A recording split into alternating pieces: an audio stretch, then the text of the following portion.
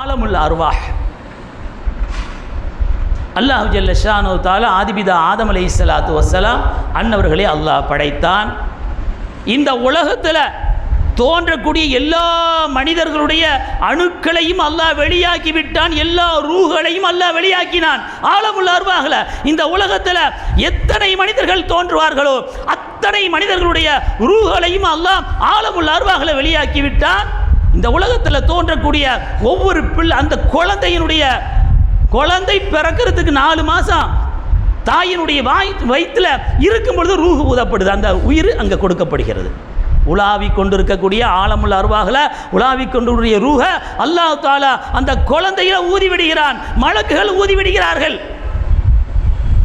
அந்த ஆலமுல் அர்வாஹ்ல சுத்திக்கிட்டு இருந்த அந்த ரூஹுகள் எல்லாம் என்னத்தை கேட்டாங்க? அங்கே மலக்குகளுடைய திக்ரை தான் கேட்டாங்க. மலக்குகள் தஸ்பீஹ் செஞ்சுக்கிட்டு இருந்தாங்க. மலக்குகள் திக்ர் செய்து கொண்டிருந்தார்கள். மலக்குகள் தஹ்மீத் அல்லாஹ்வை புகழ்ந்தாங்க. அல்லாஹ் தஸ்பீஹ் செஞ்சாங்க. அல்லாஹ் அல்லாஹ் என்று சொன்னாங்க. லா இலாஹ இல்லல்லாஹ் சொன்னாங்க. அது மட்டுமல்ல, அங்கே எழுதப்பட்ட வாசகம் எல்லாம் லா இலாஹ இல்லல்லாஹ் முஹம்மதுர் ரசூலுல்லாஹ் என்ற வாசகத்தை எல்லாம் அந்த ஆலமுல் அர்வாஹ்ல அந்த ரூஹ்கள் எல்லாம் கண்ட காட்சி தான். இதெல்லாம் இந்த மனுஷனுடைய உடம்புல பூந்ததற்கு பின்னால் அவன் குழந்தையாக இருந்து சிறுவனாக மாறி வாலிப வயசை அடைஞ்சதுக்கு அப்புறம் சேட்ட ஆரம்பிச்சிருந்தான். அந்த ரூஹுகளால் பொறுத்து கொள்ள முடியலை. எவ்வளோ அழகாக நம்ம சுற்றி திரிஞ்சோம், திக்கரெல்லாம் கேட்டோம். மலக்குகள் செய்யக்கூடிய திக்கரை கேட்டோம், நம்மளும் சொல்லிக்கிட்டு இருந்தோம். அந்த திக்கரெல்லாம் மலக்குகள் தஸ்பீஹ் செஞ்சாங்க, நம்மளும் தஸ்பீஹ் செஞ்சோம். மலக்குகள் தஹ்மீத் செஞ்சாங்க, நம்மளும் தஹ்மீத் செஞ்சோம். அவங்க தஹ்லீல் பண்ணாங்க, நம்மளும் தஹ்லீல் பண்ணோம். இந்த மனுஷனுடைய உடம்புல வந்ததுக்கு பின்னால் இந்த மனுஷன் அழுவாது சினிமா பாட்டு கேட்டுக்கிட்டு இருக்கான், அநியாயம் பண்ணிக்கிட்டு இருக்கான், அட்டகாசம் செஞ்சுக்கிட்டு இருக்கான், அல்லாஹ் ஏவியதுக்கு மாற்றமாக நடக்கிறான், ஹராமான காரியத்தை செஞ்சுக்கிட்டு இருக்கான். அது சஞ்சலம் அடைகிறது. அந்த ரூஹ் சஞ்சலம் அடைந்த அந்த ரூஹ் இந்த உடம்புடைய மனுஷனுடைய உடம்புல பூந்ததற்கு பின்னால் அல்லாஹ்வுடைய திக்ரை கேட்க முடியாமல் சங்கடம் இருந்த அந்த கல்வு திக்ருடைய மஜ்லிஸுக்கு வந்ததற்கு பின்னால அந்த சங்கடம் எல்லாம், அந்த குழப்பம் எல்லாம் அந்த கல்புக்கு போய் அந்த கல்பு நிம்மதி அடைகிறது, அந்த ரூஹ் நிம்மதி அடைகிறது. இதைத்தான் அல்லாஹ் ஜல்ல ஷானு தஆலா குர்ஆனில் கூறுகிறான். யா அய்யுஹன் நஃப்ஸுல் முத்மஇன்னா இர்ஜி இலா ரப்பிகி ராலியத்தம் மர்லியா ஃபத்குலி ஃபீ இபாதி வத்குலி ஜன்னதி. திக்ரை கொண்டு நிம்மதி அடைந்த ஆத்மாவே. ஒவ்வொரு மனுஷனுடைய ரூஹை வாங்கும் பொழுது மலக்குகள் வாங்குறாங்க. யா அய்யுஹன் நஃப்ஸு ஒரு ரூஹே அல் முத்மஇன்னா, நிம்மதி திக்ரி மூலமாக நிம்மதி பெற்ற அந்த ரூஹே வெளியே வா. வெளியே வந்து முத்மஇன்னா இர்ஜி இலா ரப்பிகி, ரப்பின் பக்கம் நீ திரும்பு. ஆலமுல் அர்வாஹ்ல நீ இருந்த மறுபடியும் ஆலமுல் அர்வாஹ்க்கு வா. இர்ஜி இலா ரப்பிகி ராலியா, அல்லாஹ் பொருந்திக்கிட்டான், நீ அல்லாஹ்வை பொருந்தி கொண்டாய். நல்லவங்களோடு வதுகுலி ஃபீ இபாதி, நல்லவங்களோடு போ, நல்லவங்களோடு சேர்ந்துரு, அவங்களுடைய சவாசத்தில் நீ ஆலமுல் அர்வாஹ்ல போ. வதுகுலி ஜன்னதி, சொர்க்கத்துக்கு நல்லவங்களோடு சேர்ந்து நீனும் நுழைஞ்சிரு. அல்லாஹ் குர்ஆனில் சொல்கிறான். திக்ரை கொண்டு தான் கல்புக்கு நிம்மதி என்பதை அல்லாஹு ஜல்ல ஷானு தஆலா ஒவ்வொரு மனுஷனுடைய ரூஹ் வாங்கப்படும் பொழுது அப்பொழுது அவன் தெரிந்து கொள்வான். அந்த கல்பு, அந்த ரூஹ், அந்த நிம்மதி திக்ரின் மூலமாக பெற்றதை அப்பொழுதுதான் அவனுக்கு தெரிய முடியும். இதைத்தான் அல்லாஹ் குர்ஆனில் யா அய்யுஹன் நஃப்ஸுல் முத்மஇன்னா, நிம்மதி திக்ரை கொண்டு நிம்மதி பெற்ற ரூஹேன் என்று அல்லாஹ் கூறுகிறான். பூமா நபி ஸல்லல்லாஹு அலைஹி வஸல்லம் சொன்னாங்க, திக்ர் மஜ்லிஸில் இருந்தால் அல்லாஹ்வுடைய ரஹமத்து இறங்குது, மலக்குகள் வருகிறார்கள், நிம்மதி கிடைக்குது. வ ذكرஹுமுல்லாஹு தஆலா ஃபீ மன் இன்தஹு, அல்லாஹ் ஜல்ல ஷானு தஆலா திக்ர் செய்யக்கூடிய அந்த நல்லடியார்களை நினைவுபடுத்துகிறான், நினைவு கூறுகிறான் மலக்குகளிடத்தில். ஃபத்குருனி அதுக்குறுக்கும் குர்ஆனில் சொல்கிறானே, என்னை திக்ர் செய்யுங்க, உங்களை நான் திக்ர் செய்வேன். என்னை நீங்கள் திக்ர் செஞ்சால் உங்களை திக்ர் செய்வேன். அல்லாஹ் ஜல்ல ஷானு தஆலா சொன்னதாக அருமை நாயகம் ரசூலுல்லாஹி ஸல்லல்லாஹு அலைஹி வஸல்லம் சொல்றாங்க. மன் ذكرني في نفسه, ஒரு மனிதர் அவருடைய உள்ளத்தில் என்னை திக்ர் செஞ்சா, தனிமையில் திக்ர் செஞ்சான்னு அர்த்தம். தனிமையில் ஒரு மனிதன் என்னை திக்ர் செஞ்சால், அல்லாஹ் அல்லாஹ் என்று சொன்னாலோ, ذكرته في نفسي, நானும் தனிமையில் அந்த மனுஷனை நினைவு கூறுகிறேன். ஒரு கூட்டத்தில் அவர் திக்ர் செஞ்சால், மன் ذكر ஃபீ மலையின் ஒரு கூட்டத்தில் என்னை திக்ர் செய்வானேயானால் ذكرته في மலை خير منه இதை விட சிறந்த ஒரு கூட்டமாக இருக்கக்கூடிய மலக்குகளுடைய கூட்டத்தில் நான் அவரை பற்றிய விஷயத்தை சொல்வேன். அல்லாஹ் ஜல்ல ஷானஹு தஆலா மலக்குகள் எல்லாம் கூட்டமாக இருந்து திக்ர் செய்யும் பொழுது அந்த மலக்குகள் எல்லாம் அல்லாஹ் அழைக்கிறான். அழைச்சி சொல்கிறான், நான் மனுஷ பிறவியை இந்த உலகத்தில் படைக்க போகிறேன்னு சொன்னேன். வயது கால ரப்புகளில் மலாய்க்கத்து இன்னி ஜாயிலும் ஃபில் அர்லி ஹலீஃபா, எனக்கு பிரதிநிதியாக மனுஷனை நான் படைக்க போகிறேன், ஹலீஃபாவாக நான் ஆக்க போகிறேன். மலக்குகள் ஒரு ஆலோசனை கேட்டான். மலக்குகள் சொன்னாங்க, கால் வாத்த ஜாலு ஃபீஹா மயுஃப்ஸிது ஃபீஹா வயஸ்பிகு திமா, இந்த உலகத்தில் குழப்பம் செய்யக்கூடிய ரத்தத்தை ஓட்டக்கூடிய மனிதர்களையா நீ படைக்கப் போகிறாய்? நாங்கள் இருக்கிறோம், தஸ்பீஹ் செய்கிறோம், நாங்கள் உன்னை துதிக்கிறோம், நாங்கள் இருக்க ஏன் மனுஷனை நீ படைக்கணும் அப்படின்னு மலக்குகள் அல்லாஹ்ட்ட கேட்டாங்க. அல்லாஹ் இப்போ நினைவுபடுத்துகிறான், பார்த்தீங்களா, நீங்கள் தஸ்பீஹ் செய்கிறதாக சொன்னீங்க, துதிப்பதாக சொன்னீங்க, திக்ர் செய்வதாக சொன்னீங்க, உங்களுக்கு கொடுக்கப்பட்டது ஷஹவானியத் அல்ல, உங்களிடத்தில் ஷஹவானியத் இல்லை. மனுஷனுக்கு நான் ஷஹவானியத்தையும் கொடுத்துருக்குறேன். மனுஷனுக்கு ஷஹவானியத்தை அவன் அடைக்காம திக்ர் செய்கிறானே, ஷஹவானியத்தெல்லாம் அடைக்கி அந்த திக்ர் வச்சு சில கலந்து கொண்டு திக்ர் செய்வதனால என்ன அடியாறு உயர்ந்தவர்கள், அவர்கள் சிறந்தவர்கள், என்னுடைய ரஹமத்தை பெறுகிறார்கள் என்று மலக்குகளிடத்தில் திக்ர் செய்யக்கூடியவர்களை பற்றி அல்லாஹ் புகழ்கிறான். இதைத்தான் அருமை நாயகம் ரசூலுல்லாஹி ஸல்லல்லாஹு அலைஹி வஸல்லம் அன்னவர்கள் சொன்னார்கள், ஒரு மஜ்லிஸில் திக்ர் நடைபெறும் என்று சொன்னால் அந்த மஜ்லிஸுக்கு மலக்குகள் வருகிறார்கள், அல்லாஹ்வுடைய ரஹமத்து இறங்குகிறது, அந்த திக்ரில் கலந்து கொண்டவர்களுக்கு ஒரு நிம்மதி கிடைக்கிது, அந்த ரூஹுக்கு கல்புக்கு நிம்மதி கிடைக்கிது. அல்லாஹ் தஆலா பெருமையாக பேசுகிறான் மலக்குகள் இடத்துல அடியாரை பற்றி. மறுமையில் சொர்க்கவாதி சொர்க்கத்துக்கு போயிடுவாங்க, நரகவாதி நரகத்துக்கு போவாங்க. மறுமையில் அமல் என்ன? தொழுகை உண்டா? தொழுகை இல்லை. நோன்பு உண்டா? நோன்பு இல்லை. ஹஜ்ஜி உண்டா? உடல் உழைப்பின் மூலமாக எதுவும் கிடையாது. உடம்புல நாம் சிரமம் பட்டு கஷ்டப்பட்டு எந்த செயலையும் சொர்க்கத்தில் செய்கிறது இல்லை, அல்லாஹ் ஆக்கலை. ஆனால் ஆக்கியிருக்கான் அல்லாஹ், சில அமலை மட்டும் ஆக்கியிருக்கான். திக்கரையும் செலவாத்தையும் தான் ஆக்கியிருக்கான் அல்லாஹ். மறுமையில் திக்கர் உண்டு, செலவாத்து உண்டு. அப்போ திக்கர் அல்லாஹ் சொர்க்கத்தில், ஆனால் கஷ்டப்படுறது இல்லை. அந்த திக்ரு கஷ்டப்பட்டுலாம் திக்ரு செய்யாது. நம்மளுடைய மூச்சு எப்படி வெளியாகுதோ, போகிறதும் தெரியாது வர்றதும் தெரியுதா நமக்கு. எந்த வேலை நம்ம செஞ்சாலும் சரி தான், நம்ம தொழுதாலும் சரி தான், நோன்பு பிடிச்சாலும் சரி தான், வேறு தொழிலில் ஈடுபட்டாலும் சரி தான், எந்த இடத்துக்கு நம்ம காரில் போனாலும் சரி தான், பஸ்ஸில் போனாலும் சரி தான், பைக்கில் போனாலும் சரி தான், சைக்கிளில் போனாலும் சரி தான், எப்படி நம்ம போனாலும் சரி தான், மூச்சு நம்ம எழுச்சி போகுது வருது. மூச்சு போகுதல் வருவதை போல அல்லாஹ் ஜல்ல ஷானஹு தஆலா இந்த உலகத்தில் திக்ர் செய்வார்களே, அவர்களை நாளை மறுமையில் சொர்க்கத்துக்கு சென்றதற்கு பின்னால் ஒரு மூச்சு மாறி அந்த திக்ரை அல்லாஹ் ஆக்கி கொடுக்கிறான் அந்த மனுஷனுக்கு. அது ஒரு இன்பமாக ஆக்குறான் அல்லாஹ். திக்ர் செய்வதை சொர்க்கவாதிகளுக்கு ஒரு இன்பமாக அல்லாஹ் ஆக்கி விடுகிறான். அல்லாஹ் குர்ஆனில் சொல்கிறான், வலிமன் ஹாஃப மகாம ரப்பிஹி ஜன்னத்தான். அல்லாஹ்வை பற்றி அறிந்து புரிந்து அல்லாஹ்வுடைய அந்த மகாமுனுடைய பயம் யாருடைய உள்ளத்தில் இருக்கிறதோ 2 சொர்க்கம் சொல்கிறான் அல்லாஹ். அல்லாஹ்வை பயந்து நடந்து கொண்ட மனுஷனுக்கு 2 சொர்க்கம் என்று அல்லாஹ் கூறுகிறான். தக்வாவின் அடிப்படையில் திக்ர் செய்யும் பொழுது அவருக்கு 2 சொர்க்கம் உண்டு. ஒரு சொர்க்கம் சில முஃபஸ்ஸிர்கள் சொல்கிறாங்க உலகத்திலேயே உண்டு, சில பேருக்கு சொல்கிறாங்க மறுமையில் தான் 2 சொர்க்கம்ங்கிறாங்க. உலகத்திலே சொர்க்கம் என்று சொல்லக்கூடியவர்கள் எதை சொல்கிறார்கள் என்று சொன்னால், பூமா நபி ஸல்லல்லாஹு அலைஹி வஸல்லம் சொன்னார்களே, மங்கால லா இலாஹ இல்லல்லாஹ் தஹலல் ஜன்னா, லா இலாஹ இல்லல்லாஹ் என்று சொன்னவர் சொர்க்கத்துக்கு நுழைந்து விட்டார், சொர்க்கத்துக்கு போய்விட்டார் என்று நபி ஸல்லல்லாஹு அலைஹி வஸல்லம் சொல்கிறாங்க. அப்போ திக்ர் செய்தவர் இந்த உலகத்திலே சொர்க்கத்தில் அவர் இருக்கிறார். இதைத்தான் அருமை நாயகம் ரசூலுல்லாஹி ஸல்லல்லாஹு அலைஹி வஸல்லம் சொன்னார்கள், இதா மரர்த்தும் பிரியாதில் ஜன்னா, சொர்க்கத்தினுடைய பூந்தோட்டத்தில் நீங்கள் நடந்து சென்றால், அது பக்கத்தில் நீங்கள் போனீங்கன்னா, ஃபர்தஉ, அதில் மேய்ந்து கொள்ளுங்கள், கலந்து கொள்ளுங்கள், அதில் ஈடுபடுங்கள் என்று அருமை நாயகம் ரசூலுல்லாஹி ஸல்லல்லாஹு அலைஹி வஸல்லம் சொன்னாங்க. சஹாபாக்கள் கேட்டாங்க, ஒமா ரியாதுல் ஜன்னா, சொர்க்கத்தினுடைய தோட்டம்னா என்னதுன்னு கேட்டாங்க. நபி ஸல்லல்லாஹு சொன்னாங்க, அதான் ஹலகத்து திக்ர், திக்ர் மஜ்லிஸ் தான். திக்ர் மஜ்லிஸ் எங்கே நடக்கிறதோ அது சுவனம் என்று அருமை நாயகம் ரசூலுல்லாஹி ஸல்லல்லாஹு அலைஹி வஸல்லம் அன்னர்கள் சொன்னார்கள். இதைத்தான் வலிமன் ஹாஃப மகாம ரப்பிஹி ஜன்னத்தான், 2 சொர்க்கம். ஒரு சொர்க்கம் இந்த உலகத்தில் அவர் திக்ர் செய்வாரேயானால் சொர்க்கத்தில் அவர் சென்று விட்டார். மற்றொரு சொர்க்கம் மறுமையில் அல்லாஹ் ஜல்ல ஷானஹு தஆலா அவருக்கு கொடுக்கிறார். ஃபமா பக்கத் அலைஹிமுஸ் ஸமாஉ வல் அர்து. திக்ர் செய்த மனிதர் மௌத்தா போனால் மரணித்து விடுவார். ஆனால் வானம் அழுகுது, பூமி அழுகுது.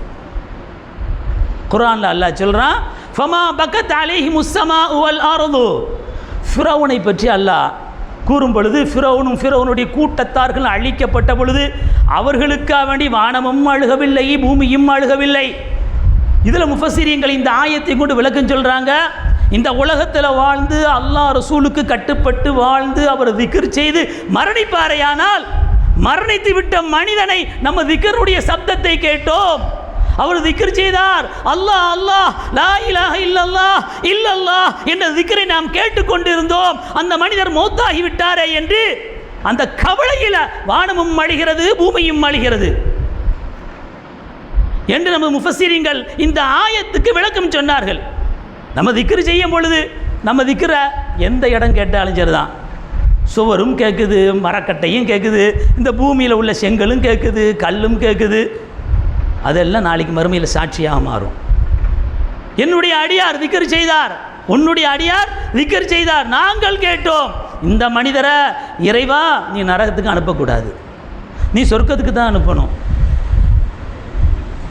அவர் முகஸ்துதிக்காக வேண்டி திக்ர் செய்யவில்லை, உல தூய்மையோடு உன்னை விரும்பி, உன்னுடைய நேசத்தை விரும்பி, உன்னுடைய நெருக்கத்தை பெறுவதற்காக வேண்டி திக்ர் செய்தார். இறைவா நாங்கள் கேட்டோம், அவரை நீ சொர்க்கத்துக்கு அனுப்பு என்று அவைகளெல்லாம் மறுமையில் அல்லாஹ்விடத்தில் முறையிடும். அப்போ திக்ர் வதாக்கிரீன வதாக்கிராத்தி, திக்ர் செய்யக்கூடிய ஆண்களும் சரிதான், பெண்களும் சரிதான், அவர்கள் மௌத்தாகி விடுவார்கள். என்னால் அவர்களுக்காக வேண்டி வானம் பூமி எல்லாம் அழுகிறது. அதனால தான் இந்த உலகத்தில் அல்லாஹு ஜல்ல ஷானஹு தஆலா ஷேகுமார்களை ஆக்கினா தரீக்கா வழியில் வந்தாங்க. அவங்கெல்லாம் தரீக்கா வழியில் வந்த அந்த ஷேகுமார்கள் எல்லாம் எல்லா ஷேகுமார்களையும் எடுத்துக்கிறாங்க. எப்படி இருந்தாலும் ஒரு திக்ருடைய ஒரு அமைப்பு, ஒரு மஜ்லிஸை எல்லா ஷேகுமார்கள் ஆக்கியிருக்கிறார்கள். ஒரு தரீக்கான அடிப்படையில் அந்த திக்ர் அவர்களிடத்தில் உண்டு.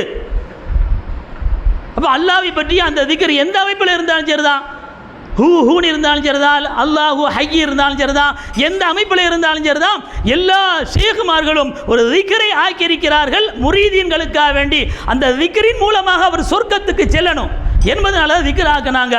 நம்முடைய ஷேகுனா சூஃபி நாயகம் அவர்களும் பையத்து கொடுக்கும் பொழுது, அவர்களுடைய ஹலீஃபாக்களும் பையத்து கொடுக்கும் பொழுது என்னத்தை சொல்லுவாங்க, தனிமையில் இருந்து ஒரு வலீஃபா திக்ர் செய்யணும், அல்லாஹ் அல்லாஹ் அல்லாஹ் என்ற வார்த்தை நீங்கள் சொல்லணும். ஒரு குறைஞ்சது ஒரு 10 நிமிஷமாவது தஹஜ்ஜத் 2 ரக்காய் தொழுவுங்க, தொழுத்துட்டு இதை என்ன செய்யுங்க, அல்லாஹ் இந்த திக்ரை செய்யுங்கள் என்று நம்ம சூஃபி நாயகம் நமக்கு என்ன செஞ்சுருக்காங்க. அவர்களும் சரிதான், அவருடைய ஹலீஃபாக்களும் சரிதான், நமக்கு பையத்து கொடுக்கும் பொழுது இதைத்தான் வலீஃபாவாக, திக்ரைத்தான் வலீஃபாவாக அவர்கள் ஆக்கினார்கள். அதன் அடிப்படையில் தான் அவங்களும் சாதாரண சூஃபி நாயகம்லாம் இல்லை. சாதாரண நினைக்கக்கூட சூஃபி நாயகம் அல்லான்னு சொல்லி நமக்கு சொன்ன மாதிரி அவங்கள அல்லாஹ் என்று சொல்லிட்டு போவாங்கலாம் இல்லை. ஏராவூர், ஸ்ரீலங்கா ஏராவூர் மதரசாவில் பணியாற்றி 25 வருஷமாக அங்கே தான் ஆசிரியராக பாடம் நடத்திக்கிட்டு இருக்கேன். இந்த நேரத்தில் தான் வயசான ஒரு பெண்ணு வந்தாங்க, பேரனை கூட்டிகிட்டு வந்தாங்க. கூட்டிகிட்டு வந்து ஓதி பார்க்க சொன்னாங்க. ஓதி பார்த்ததுக்கப்புறம் இந்த இடத்துல தான் சூஃபி நாயகம் இருந்தாங்க, நீங்கள் எந்த ரூமில் இருந்துக்கீங்களோ அந்த ரூமில் தான் சூஃபி நாயகம் இருந்தாங்க. எனக்கு 7 வயசு 8 வயசு தான் இருக்கும். எங்கள் வீட்டில் டீ போட்டு கொடுத்தாங்க. டீயை எடுத்துகிட்டு நான் 7 வயசு உடைய சிறுமியாக இருந்து டீயை கொண்டு வந்தேன். கதவு கொஞ்சம் திறந்துருந்துச்சு. பார்த்து நடுங்கிட்டேன், பயந்துட்டேன், ஓடிட்டேன். எங்கள் வாப்பாவை கூட்டிகிட்டு வந்தேன். அதுக்கப்புறம் என்ன அப்படி சொல்கிறாங்க அந்த பெண்மணி, சூஃபி நாயகத்தினுடைய ஒவ்வொரு உறுப்புகளும் அல்லாஹ் அல்லாஹ் என்ற திக்ர் செய்வதை நான் கேட்டேன். தனித்தனியாக பிரிந்து திக்ர் செய்து கொண்டிருக்கிறது. அப்போ சூஃபினாயத்தின் ஒவ்வொரு காயும் சரிதான், காலும் சரிதான், உறுப்புகள் எல்லாம். மன்சூர் ஹல்லாஜ் ரலியல்லாஹு தஆலா அன்ஹு அவர்கள் குஃப்ர் ஃபத்வா கொடுக்கப்பட்ட போது அவர்கள் கொல்லப்பட்டார்கள். அவருடைய இறைச்சியினுடைய ஒவ்வொரு துண்டும் அல்லாஹ் அல்லாஹ் என்று சொன்னதை போல நம்முடைய சூஃபி நாயகத்துடைய ஒவ்வொரு உறுப்புகளும் ஹயாத்தா இருக்கும் பொழுது அவர்கள் திக்ர், அப்போ ஒவ்வொரு நேரத்திலையும் சந்தர்ப்பத்திலையும் நேரம் கிடைக்கும் போதெல்லாம் அல்லாஹ்வை திக்ர் செய்யும் பொழுது ஒவ்வொரு உறுப்புகளும் சேர்ந்து அங்கே திக்ர் செய்கிறது. இதை அவங்க மட்டும் பார்க்கல, காயில் பண்ண சிலர்களும் பார்த்துருக்குறாங்க. மருகுமாகிவிட்ட சதக்கத்துல்லா ஆஜர் ரொம்ப பிரியமாக இருப்பாங்க சூஃபி நாயத்திட்ட, அவங்களும் இதை கண்டிருக்காங்க. சூஃபி நாயன் சொன்னாங்க, பார்க்கக்கூடாது, நீங்கள் பார்த்துட்டீங்க, இதை யார்ட்டையும் சொல்லாதீங்க. ஹயாத்து வரையும் அவங்க சொல்லலை. அவங்க வஃபாத்துக்கு பிறகு தான் மருகுமாகி விட்ட சதக்கத்துல்லா ஆஜர் அவங்க சொன்னாங்க.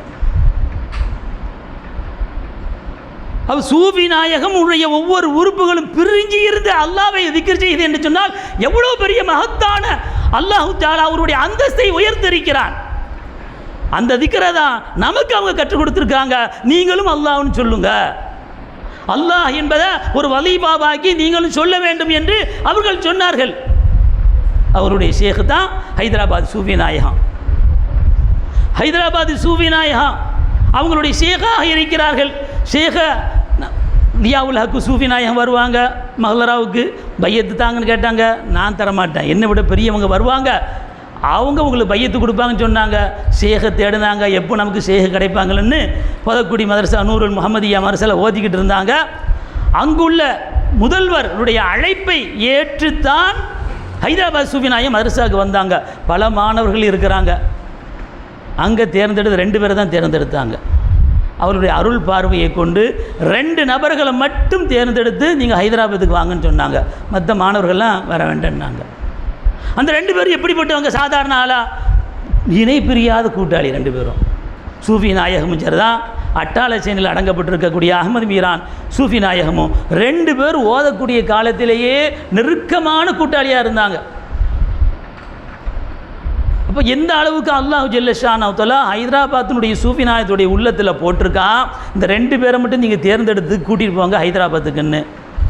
அது மாதிரி மதரசாவில் ஓதி முடித்ததுக்கு பிறகு 2 பேரும் ஹைதராபாத்துக்கு போனாங்க. அங்கே போய் 6 மாதம் ஞானக்கலைகளை எல்லாம் கற்றார்கள். அவங்க கூடையே இருந்தாங்க. 6 மாதத்துக்கு அப்புறம் பையத்து கொடுத்தாங்க. ஹிலாஃபத்துக்கும் அந்த 2 பேருக்கும் கொடுத்துட்டு நீங்கள் போகலாம், இந்த வேலையை நீங்கள் செய்யணும். சூஃபி நாயகம் பெரிய பணக்காரங்க தானே, பெரிய பணக்காரங்க அவங்க. இந்த வேலையை நம்ம எப்படி செய்கிறது? இருந்தாலும் சொல்லிட்டாங்க, பார்ப்போம் அப்படின்னு அவங்க வந்தாங்க. எல்லா வியாபாரம் செய்கிறாங்க. அல்லாஹ் தேர்ந்தெடுத்தது மக்கள் நேர்வழிப்படுத்தணும். மக்களை எல்லாம் நேர்வழிப்படுத்துறதுக்காக வேண்டி சூஃபி நாயகத்தை அல்லாஹ் தேர்ந்தெடுக்கிறான். வியாபாரம் செஞ்சால் வியாபாரத்தில் லாபம் கிடைக்குமா? எந்த ஒவ்வொரு வியாபாரமாக செய்து பார்க்கிறார்கள். எல்லா வியாபாரத்துலேயும் நஷ்டம்தான், லாபமே இல்லை. சரி, நமக்கு ஷேக் உத்தரவு இந்த வழியில் தான் போகணும், ஃபக்கீர் ஷா கோலத்தில் தான் நம்ம என்ன செய்யணும், போகணும்னு சொல்லித்தான் பிறகு தான் பையத்து கொடுக்கறதுக்காக வேண்டி அவர்கள் ஆனார்கள். ஸ்ரீலங்காவில் இருக்கக்கூடிய அட்டாளச்சேன் அடங்கப்பட்டிருக்கக்கூடிய அகமது மீரா அவங்களுடைய கூட்டாளி நெருக்கமான தோழர் கூப்பிட்டாங்க, ஸ்ரீலங்காவுக்கு வாங்கினாங்க. ஸ்ரீலங்காவுக்கு போனாங்க. 2 பேரும் பல இடங்களில் கிரான்குளம் அங்கே இங்கேயுமா போய் கல்வத்தில் இருந்தாங்க. சம்மாங்கோட்டு பள்ளியில் இமாமத்து அவர்களை தேடி வந்தது. அந்த இமாமத்தை பொறுப்பேற்று கொண்டார்கள். இமாமத்தில் அவங்க இருக்கிறாங்க. இப்போ தான் கூட்டமாக சட்டி பெட்டியெல்லாம் தூக்கிட்டு கூட்டம்லாம் வந்தாங்க. இந்த கூட்டம் புதுசாக வர்றாங்களே, என்ன கூட்டம் இது? சட்டி பெட்டியெல்லாம் தூக்கிட்டு பள்ளிவாசல் வந்து தங்கிட்டு இருக்காங்களே. பழைய காலம் எல்லாம் சுன்ன ஜமாத் தான். பழைய காலத்தில் யாரும் கிடையாது, தப்லீகும் இல்லை, வஹாபியும் இல்லை, ஜமாத்து இஸ்லாமியும் இல்லை, ஷியாக்கள் இருந்தாங்க. அது வேறு குஃப்ர் ஃபத்வா கொடுக்கப்பட்டாங்க, ஒதுக்கப்பட்டுட்டாங்க. மற்றவர்கள் எல்லாம் பியூரான சுன்ன ஜமாத்துக்காரங்க தான். இந்தியாவில் இருந்தவர்கள், பாகிஸ்தானில் இருந்தவங்க, பங்களாதேஷில் இருந்தவர்கள் எல்லாம் பியூர் சுன்னத்துல் ஜமாத்தினுடைய கொள்கையில் தான் இருப்பாங்க. அங்கே போய் இருந்துக்கிட்டு யாராவது ஒரு மொழுது ஓதக்கூடாது என்று சொன்னாலோ, மீலாது விழா கொண்டாடக்கூடாது என்று சொன்னாலோ, மரணித்து விட்டவர்களுக்கு யாசின் ஓதக்கூடாது என்று சொன்னாலோ தூக்கிடுவாங்க, கழுத்து தூக்கிடுவாங்க, கொலை செஞ்சிருவாங்க. அப்படிப்பட்ட இந்தியாவில், பாகிஸ்தானில், பங்களாதேஷில் எல்லாம் ஒன்றா தானே இருந்துச்சு. என்ன செய்ய முடியாது? வஹாபியினுடைய கொள்கையை பூத்த முடியாது. சத்தம் போட்டு திக்கிறலாம், செய்யக்கூடாதுனுடைய கொள்கை தானே அவங்க. திக்ரில் என்ன செய்யக்கூடாது, செய்யக்கூடாது. கந்தூரி நடத்தக்கூடாது, யார்வான் ஃபாத்திஹா அதெல்லாம் என்ன செய்யக்கூடாது, கூடாது அப்படின்னு வஹாபியினுடைய கொள்கை. அப்போ அந்த கொள்கை எப்படி மக்கள்கிட்ட புகுத்தணும்?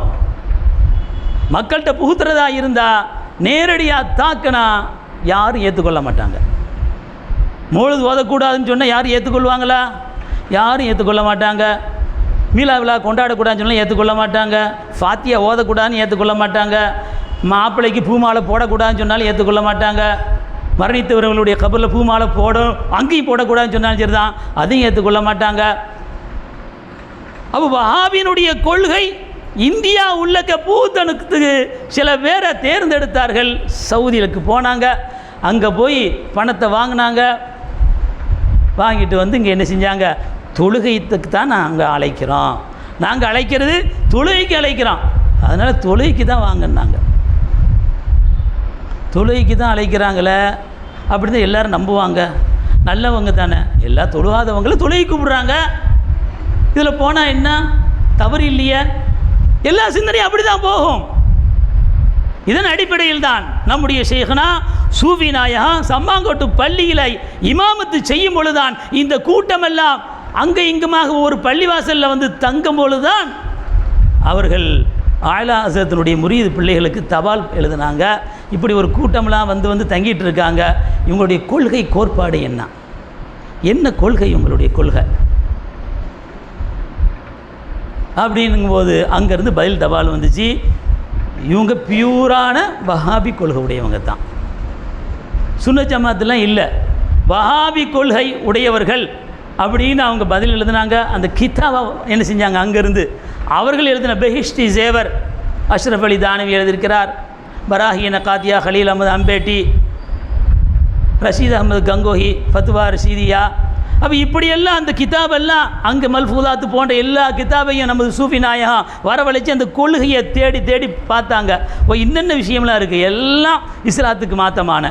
முஸ்லீம்கள் அந்த கொள்கை எடுத்துக்கிட்டால் காஃபிரா போயிடுவான். அந்த கொள்கையில் தான் அவங்க இருக்கிறாங்க. நபி ஸல்லல்லாஹு நம்மளை மாதிரின்னு சொன்னால், நபி ஸல்லல்லாஹு அலைஹி வஸல்லம் மண்ணோடு மண்ணாக ஆகிட்டாங்கன்னு சொன்னால், மூத்த சகோதரருக்கு கொடுக்கக்கூடிய மரியாதை தான் கொடுக்கணும்னு சொன்னால், இப்படிப்பட்ட கேடுகட்ட அந்த கொள்கையை தான் அதில் அவங்களுடைய இதில் பூத்தி எழுதியிருக்கிறாங்க. எல்லாம் வஹாபியினுடைய கொள்கை.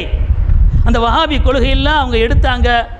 இன்னும் எங்கே இருக்குது, ஏறா ஒரு சூஃபி மன்சிலில் நமது ஷேഖ்னாவுடைய உருது கிதாப் அங்கே தான் இருக்குது. ஃபத்தாவா ரஷீதியா இருக்குது, பெஹிஷ்டி ஜேவர் இருக்குது, மல்ஃபூதாத் இருக்குது, பராஹின காத்தியா இருக்குது, சிராத்த முஸ்தகிம் இருக்குது. எல்லாம் உருதில் என்னென்ன இருக்கோ அப்படியே அங்கே வச்சுருக்காங்க. அதெல்லாம் அப்படியே சேப்பு கோடில் போட்டிருக்காங்க. அவங்க என்னென்ன கொள்கை, இந்த கொள்கை கெட்ட கொள்கையை பற்றி அப்படியே சேப்பில் அடிப்பாங்க. பார்த்தா நம்ம தெரிஞ்சுக்கலாம்.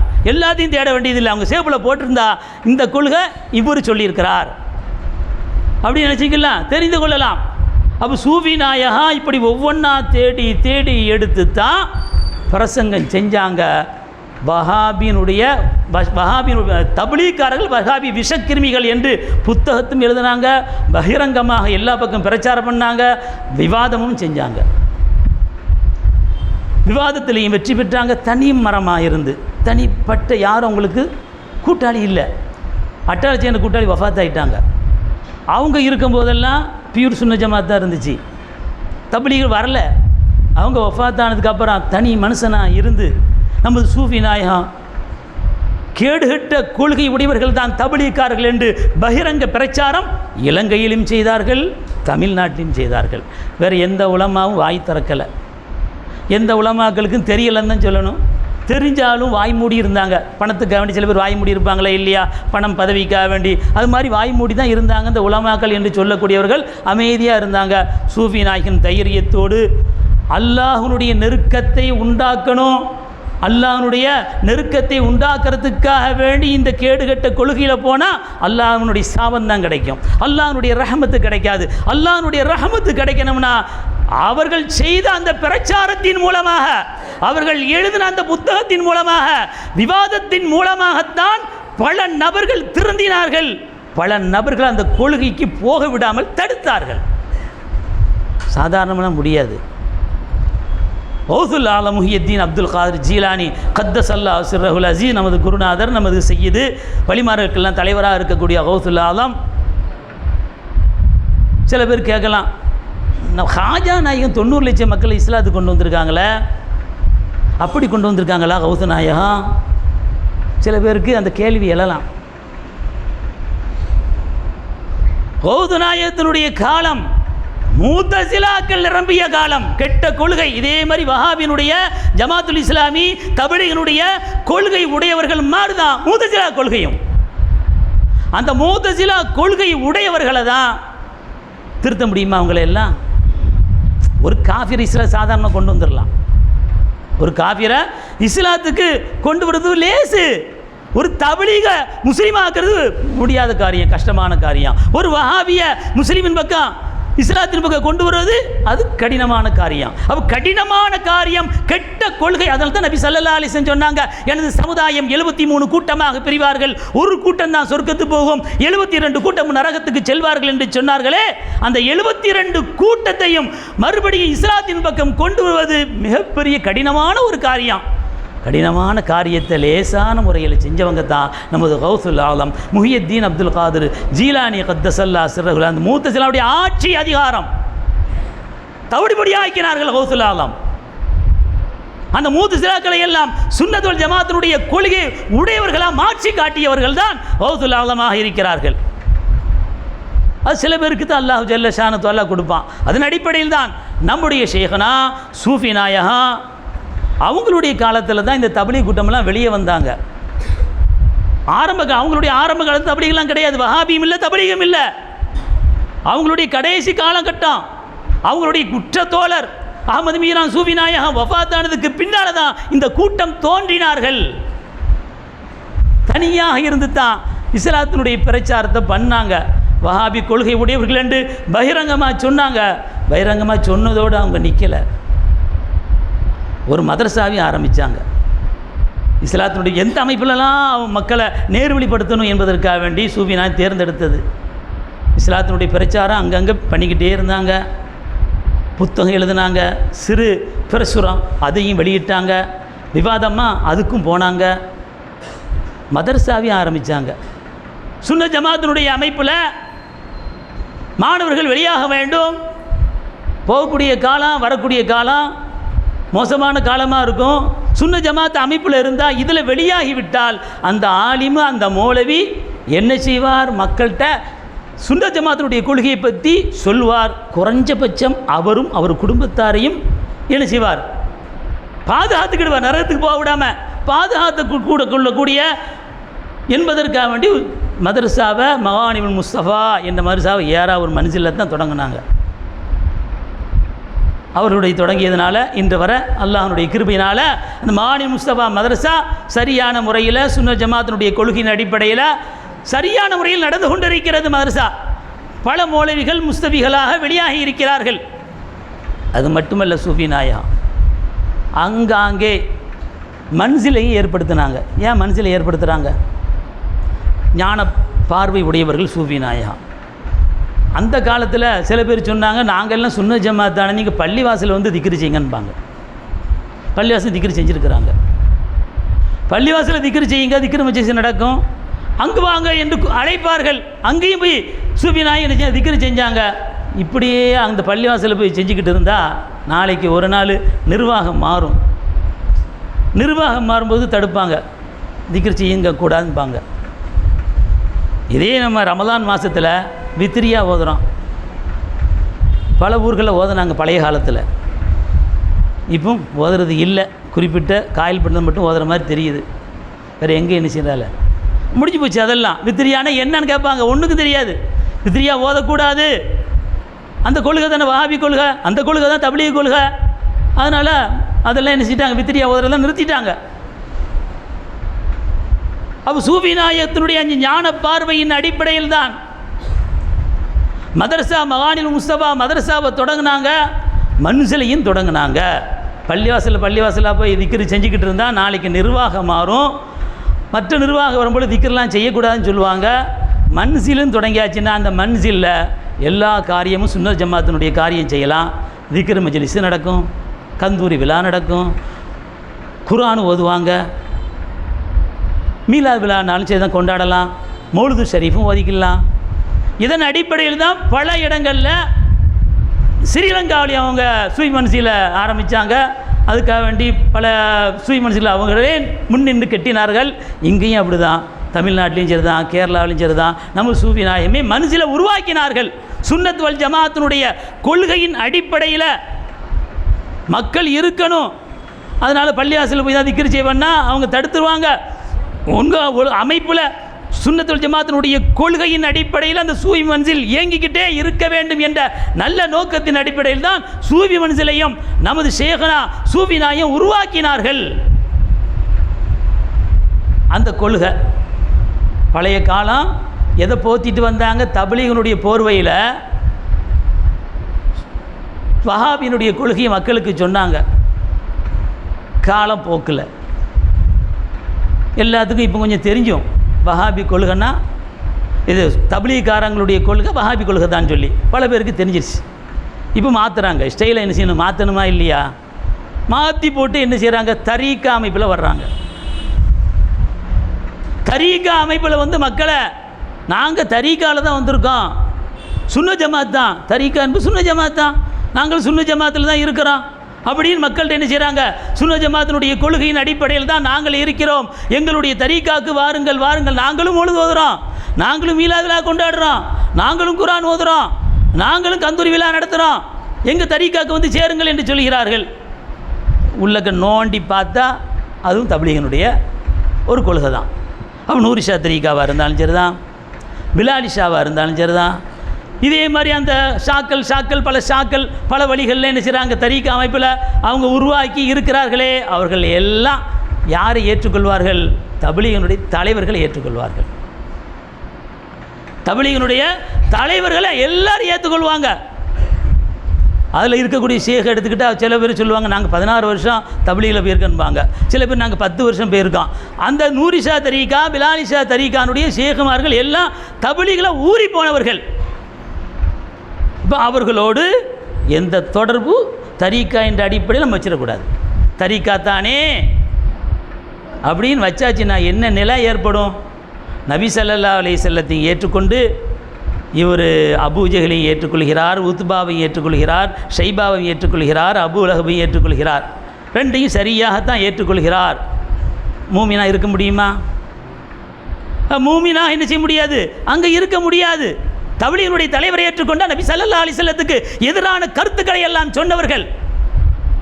மீலாது விழா கொண்டாடக்கூடாது, நபி ஸல்லல்லாஹு அலைஹி வஸல்லம் நம்மளை போன்று என்று சொன்னாலே அவன் காபிராகி விடுவான். நம்மளை போன்றவர்கள் என்று சாதாரணமாக நபியை சொன்னால் அவன் முஸ்லீம் அல்ல. குர்ஆன்ல அல்லாஹ் சொல்றான். அல்லாஹ் என்ன சொல்றான்? காபிர்கள் தான் நபிமார்களை பார்த்து எங்களை போன்றவர்கள் என்று கூறுவார்கள்.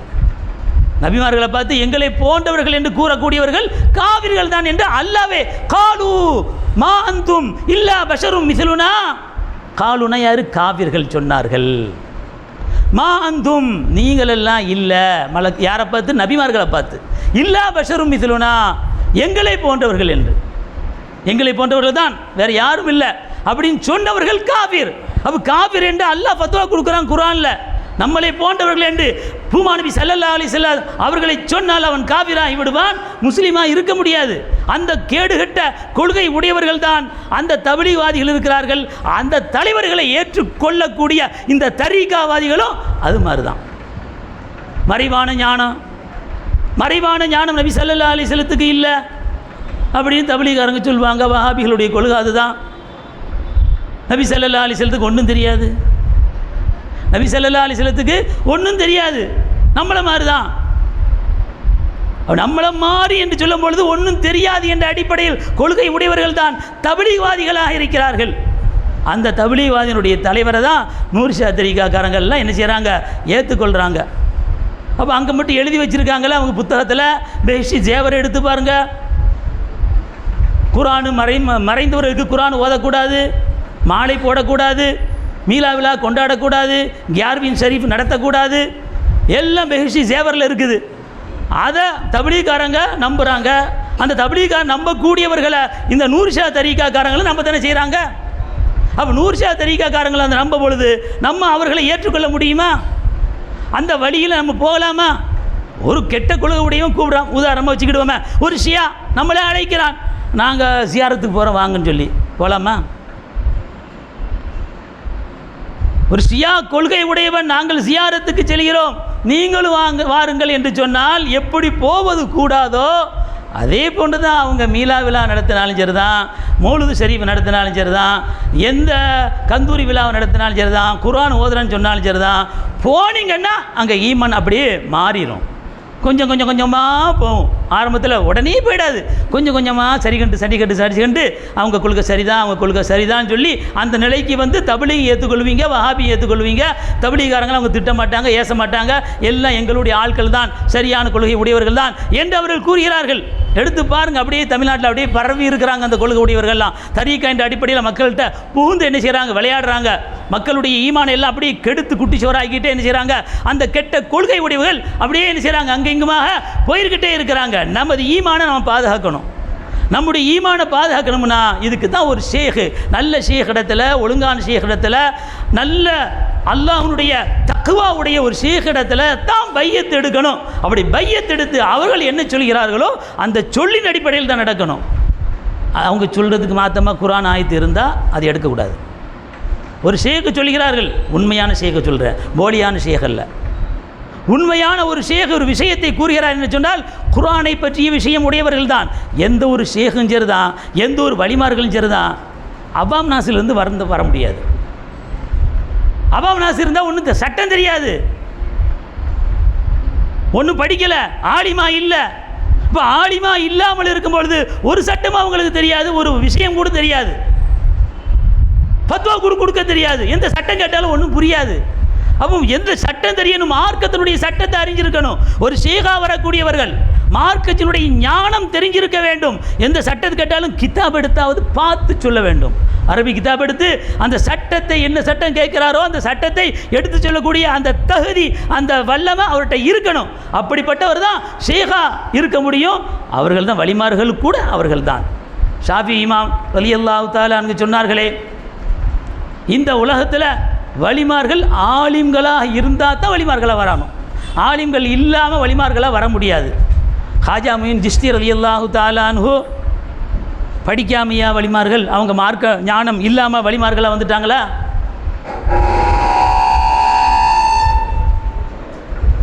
கௌசுல் ஆலம் முஹியுத்தீன் அப்துல் காதிர் ஜீலானி கத்தஸல்லாஹு சிர்ரஹுல் அசீஸ் அன்னவர்கள் படிக்காமல் அவங்க வலிமார்களா? அவ இவ்வளோ பெரிய வலிமார்களுடைய உயர்ந்த அந்தஸ்து இல்லை, அவங்க வந்தவர்கள் எல்லாம் மார்க்க ஞானத்தை அறிந்துதான் அவர்கள் வந்திருக்கிறார்கள். மார்க்க ஞானத்தை தெரிந்துதான் அவர்கள் வலிமார்களாக அல்லாஹ் ஆக்கியிருக்கிறான். மார்க்கத்தை படிக்காத யாரும் விலாயத்தில் அவங்களுக்கு கிடைக்காது. ஷேகுகளாக இருந்தால் போலி ஷேகாக தான் இருப்பார்கள். இந்த போலி ஷேகில் போய் விழுந்துடக்கூடாது. நம்ம சுண்டி பார்க்கணும். எந்த ஒரு ஷேகாக இருந்தாலும் சரி தான், எப்படி இருக்கிறார் அந்த ஷேக், எப்படி இருக்கிறார், சுன்னத் வல் ஜமாத்தினுடைய கொள்கையில் ஒழுங்காக இருக்கிறாரா, பிடிப்புள்ளவராக இருக்கிறாரா, எந்த அமைப்பில் இருக்கிறார் என்று அந்த ஷேகை பற்றி ஆராய்ச்சி செய்து அவர்களிடத்தில் பையத் எடுத்து அவர்கள் என்ன சொல்கிறார்களோ அந்த சொல்லுக்கு கட்டுப்பட்டு நடந்தால்தான். குர்ஆன் அல்லாஹ் சொல்கிறானே, யா அய்யுஹல்லதீன ஆமனு தகுல்லாஹ வகூனு மஅஸ் சாதிகீன், ஈமான் கொண்டவர்களே அல்லாஹ்வை பயந்து கொள்ளுங்கள், வகூனு மஅஸ் சாதிகீன், நல்லவங்களோடு நீங்களும் சேர்ந்திருங்கள். அப்போ நல்லவர்கள் என்று சொன்னால் அந்த வலிமார்களோட ஷேகுமார்களோட நீங்கள் இருக்கணும். அப்போ ஷேகுமார்களோடு இருக்கணும். இருந்தால் தான் அவர்கள் சொர்க்கத்துக்கு போக மாதிரி உங்களையும் சேர்த்து சொர்க்கத்துக்கு கூட்டிகிட்டு போவாங்க. அவங்க கூட நீங்கள் தொடர்பு இல்லாமல், அந்த ஷேகுமார்கள் கூட, நல்ல ஷேகுமார்கள் கூட தொடர்பு இல்லாமல் இருந்தால் அவர் பலாயில் விழுந்து விடுவார், நரகத்துக்கு சென்று விடுவார். அப்போ நல்ல ஷேகை தேர்ந்தெடுத்து அவங்கள்ட்ட பையத்தை எடுத்து அவங்க என்ன வலிபா சொல்கிறாங்களோ அந்த வலிபாவுக்கு கட்டுப்பட்டு சரியான முறையில் அவர் நடந்து வந்தால் அல்லாஹ் குர்ஆனில் கூறுவதை போல ஒத்குருல்லாஹ் கதீரா லஅல்லக்கும் துஃப்லிஹூன், நீங்கள் ஜெயசீலர்களாக ஆவீர்கள். மறுமையில் ஜெயசீலர் என்று சொன்னால் அவர்கள் தான் சொர்க்கத்துக்கு செல்வார்கள். அந்த சொர்க்கத்துக்கு செல்ல வேண்டும் என்று சொன்னால் ஷேகுமார்கள் என்ன சொல்கிறார்களோ ஹலாலை ஹலாலின் அடிப்படையில், ஹராமிய ஹராமின் அடிப்படையில் சரியான முறையில் நடந்து ஒரு மனிதர் வாழ்வாரையானால், ஷேகுக்கு கட்டுப்பட்டு நடந்தால் இந்த உலகத்தில் அவர் ஜெயசீலர், மறுமையிலையும் ஜெயசீலர். அந்த ஷேகுமார்கள் சொர்க்கத்துக்கு போகும்பொழுது முரீதீன்களையும் சேர்த்து அவர்கள் அழைத்து செல்வார்கள். ஆனால் சரியான முறையில் நடக்கணும். ஹலால் ஹலால் அடிப்படையில், ஹராமாக ஒதுக்கணும். ஹராம செய்யக்கூடாது. நம்ம என்ன நம்ம தான் பையத்தை எடுத்திருக்கிறோமே, அந்த ஷேகுக்கு தான் நம்மளையும் சேர்த்து கூட்டிட்டு அழைச்சிட்டு போயிடுவாங்க என்ற அடிப்படையில் ஹராமான காரியத்தை செய்யாமல் சரியான முறையில் நமக்கு மார்க்கம் என்ன சொல்லிக் கொடுக்கிறதோ, நம்முடைய இமாம்கள் எதை நமக்கு கற்றுத்தந்தார்களோ அதன் அடிப்படையில் சரியான முறையில் நாம் வாழ்ந்து வந்தால் இந்த உலகத்திலையும் ஜெயசீலர்கள், நாளைக்கு மறுமையிலையும் ஜெயசீலர்கள் ஆவோம். அல்லாஹு ஜல்ல ஷானஹு தஆலா அந்த அடிப்படையில் நல்லவர்களோடு சேர்ந்து நல்லவர்களோடு வாழ்ந்து நாளைக்கு மறுமையில் நல்லவரோடு சொர்க்கம் செல்வதற்கு வல்ல அல்லாஹு ஜல்ல ஷானஹு தஆலா தௌஃபீக் செய்வானாக. ஆமீன் ஆமீன். வாஹிர் தாவானா அனில் ஹம்துலில்லாஹி ரப்பில் ஆலமீன். அல் ஃபாத்திஹா. பிஸ்மில்லாஹிர் ரஹ்மானிர் ரஹீம். إياك نعبد وإياك نستعين اهدنا الصراط المستقيم صراط الذين أنعمت عليهم غير المغضوب عليهم ولا الضالين آمين. بسم الله الرحمن الرحيم. قل هو الله أحد الله الصمد لم يلد ولم يولد ولم يكن له كفوا أحد. بسم الله الرحمن الرحيم. قل هو الله أحد الله الصمد لم يلد ولم يولد ولم يكن له كفوا أحد. بسم الله الرحمن الرحيم. قل هو الله أحد الله الصمد لم يلد ولم يولد ولم يكن له كفوا أحد. بسم الله الرحمن الرحيم. قل أعوذ برب الفلق من شر ما خلق ومن شر غاسق إذا وقب ومن شر النفاثات في العقد ومن شر حاسد إذا حسد. بسم الله الرحمن الرحيم. من شر الوسواس الخناس الذي يوسوس في صدور الناس من الجنة والناس. الحمد لله رب العالمين حمدا يوافي نعمه ويكافي مزيدا. واعف عنا يا كريم يا رحيم يا الله. اللهم صل على سيدنا محمد وعلى آل سيدنا محمد وبارك وسلم عليه.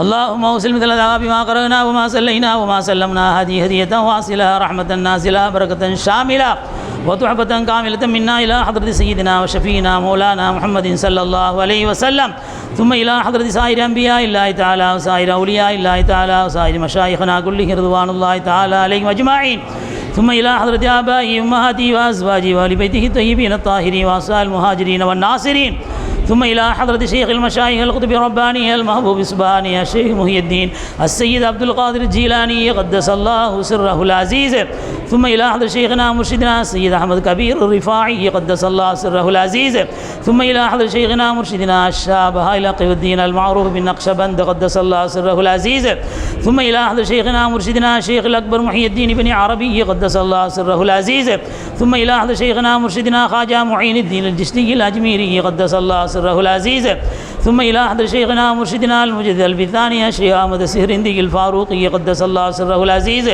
ثم إلى حضرة شيخنا مرشدنا الشيخ عبد القادر الصوفي سكندر آبادي قدس الله سره العزيز، ثم إلى حضرة شيخنا مرشدنا الشيخ إسماعيل الصوفي قدس الله سره العزيز، ثم إلى حضرة شيخنا مرشدنا الشيخ محمد عبد القادر الصوفي الحيدرآبادي قدس الله سره العزيز، ثم إلى حضرة شيخنا ومرشدنا مربينا وقرة أعيننا وثمرة فؤادنا الشيخ شيخ عبد القادر العالمي الصوفي صديقي القادري القاهري قدس الله سره العزيز، ثم إلى حضرة شيخنا مرشدنا مربينا وقرة أعيننا وثمرة فؤادنا الشيخ محمد علي سيف الدين الصوفي القادري القاهري قدس الله سره العزيز، ثم إلى أرواح أشياخنا كلهم رضوان الله تعالى عليهم أجمعين. اللهم زدكم شرفا على شرفهم وكرامة على كراماتهم تعظيما وتكريما. اللهم حافظ علينا من فيوضاتهم، اللهم افتح قلوبنا بفتوحاتهم، اللهم نبر قلوبنا بأنوارهم، اللهم امددنا بمددهم وأكرمنا بكراماتهم برحمتك يا أرحم الراحمين. اللهم اقض حاجاتنا وادفع بلياتنا واشف علاتنا وعلات من أوصانا بالدعاء. اللهم يسر لنا أمورنا مع الراحة لقلوبنا وأبداننا والسلامة والعافية في ديننا ودنيانا برحمتك يا أرحم الراحمين. اللهم افتح لنا أبواب الخير وأبواب البركة والصحة والسلامة والعافية بالدين والدنيا والآخرة، إنك على كل شيء قدير وبالإجابة جدير. نعم المولى ونعم النصير. اللهم بارك لنا في تجاراتنا ومعاملاتنا وحرفتنا وسائر أعمالنا كلها يا رب العالمين. اللهم زدنا ولا تنقصنا وأكرمنا ولا تهنا واعتنا ولا تحرمنا وآثرنا ولا تؤثر علينا وارضنا وارض عنا برحمتك يا أرحم الراحمين. اللهم اجعل نعمتنا دائما ودولتنا قائما وأولادنا علماء ولا تسلط علينا ظالما. ثم إلى أرواح جميع المؤمنين والمؤمنات والمسلمين والمسلمات الأحياء منه والأموات، اللهم اغفر لهم وارحمهم واشرهم وإيانا في زمرة المتقين. ربنا آتنا في الدنيا حسنة وفي الآخرة حسنة وقنا عذاب النار. ربنا رب ارحمهما كما ربياني صغيرا. وصلي وسلم على حبيبك سيدنا محمد وعلى آله وصحبه أجمعين.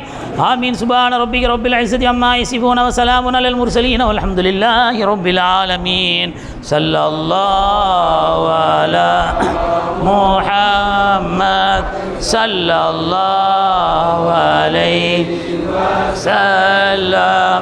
صلى الله على محمد صلى الله عليه وسلم.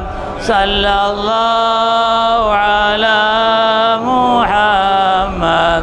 يا ربي صل وسلم.